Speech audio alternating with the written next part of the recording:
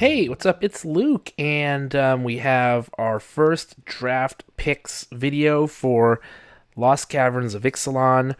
I have drafted this set a number of times, and I feel pretty confident about the cards that I would pick. This particular Magic set has a number of cool archetypes between the color pairs. There's like artifacts matters type things. There are Descend, which is like graveyard type things. There's a dinos sort of tribal theme that works really well. All of which I've had some decent success with in limited format. So let's see what we get. What would I pick as a pack one pick one situation? And we'll just go through the pack and go through the different cards that are there. And if you disagree, please let me know. So we're starting off with a Malamet Brawler, a Rampaging Spiketail, which is a land cycler as well, the Arazka Puzzle Door, which is just a cheapy artifact, Deconstruction Hammer, another cheapy artifact, though I do like it, the Volatile Wanderglyph, Goblin Tomb Raider, really nice, Glorifier of Suffering, another card I like quite a bit, In the Presence of Ages, Jade Seed Stones, Swashbuckler's Whip, Might of the Ancestors, Sorceress Spyglass, and our rare is Amalia Benavides Aguirre. She is a legendary creature vampire scout with a ward of pay 3 life. And whenever you gain life, she explores. And if she gets power to 20 exactly, then you can destroy all other creatures. Kind of crazy. Got a foil, Calamitous Cave-In, Hidden Cataract, and then just the Gnome token to kind of round it out. So, interesting, rare at least. I'm not really fond that much of black-white in terms of an archetype. The sort of vampire sacrifice theme isn't the best, so I don't know if I would do that card first. There are a number of cards that I do kind of like a lot better than that. Yeah, let's do it this way. I think out of this pack, I really actually like this Goblin Tomb Raider. Red-white is a serious archetype. It's a very aggressive archetype. And if you have a good amount of treasures, and there are a lot of treasure creatures, in fact, this card does really well. It's a Goblin Tomb Raider. It says as long as you control an artifact, it gets +1/+0 and has haste. So this can come in as a 2/3 for just 1 mana really, really easily. That's a really cool, aggressive, statted creature. And a 1-drop, just getting this on the board really quick is great. I probably would just first pick this, the Goblin Tomb Raider. I think that's a great card. Next, it gets a lot harder because we got a lot of mediocre sort of cards here that I do like in different deck archetypes. Least of which is Amalia. But I guess if I had to pick something, it might be between the Might of the Ancestors. That's kind of a surprising one, I think, maybe. But maybe Glorifier of Suffering. I found that this has just been a really solid card. Glorifier comes down as a 3/2, which is a pretty decent body. But then you can sacrifice another creature artifact, and then you put 2 +1/+1 counters on each of up to 2 targets. So not 2 +1/+1, but you get a +1/+1 counter for each of 2 target creatures. So like if you're making like a really fast-paced red-white deck, these two would work well together. Maybe you sack this out, or you sack a cheap artifact.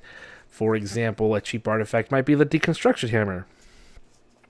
That's something you could just sack and then start getting +1/+1 counters and really go off to the races from there. So maybe that I would take. The next card I kind of like out of this pack, it's kind of hard because they kind of belong in certain archetypes. Maybe we'll take the rare here, Amalia. I don't know. Well, maybe not. Well, maybe so. I guess we'll take the rare. We'll rare draft the Amalia in 3rd pick. Because I just really don't know where to put her. Honestly. I think after that, maybe the Rampaging Spiketail. Land Cyclers are also really nice. Getting this into the Graveyard early is good because black, there's a lot of recursion. There's like ways to just bring this back right out, and that would be really scary to have a 5/6 that comes right back out onto the battlefield. So maybe that. I think we'll go Might of the Ancestors. I just like this card. I like to draft a deck with lots of cheap flyers, like Oaken Siren, or there's two 1-drop flying white creatures that work really well with this card, and then you just buff them, and they can really do some heavy damage. So maybe that I'll take 4th or 5th. I like the hammer. I'd take the hammer next, especially since it looks like I might be in a white-themed deck that has to do with equipment. This is nice. It comes down for 1, equips for just 1, and it can actually destroy target artifacts or enchantments, which is pretty beneficial. There's some really good enchantments and artifacts in this, so I'll take the hammer next. Since we're in kind of a little trinkety artifact mood, I'll go with the Araska Puzzle Door. This gives you a little bit of card selection, another little trinkety artifact to sacrifice, to use for little purposes that you might have. And then I guess we'll go with the Malamet Brawler. It's cool. It's a 2-drop. Can make other things have trample, and that's especially important in green decks. Next, I'll go with the Seed Stones. It's a 4-drop, but you get 3+1/+1 counters with it. I think it's pretty good. I've used this to good effect in some games, actually, and I don't mind taking this. And it turns into a 7/7 later in the game.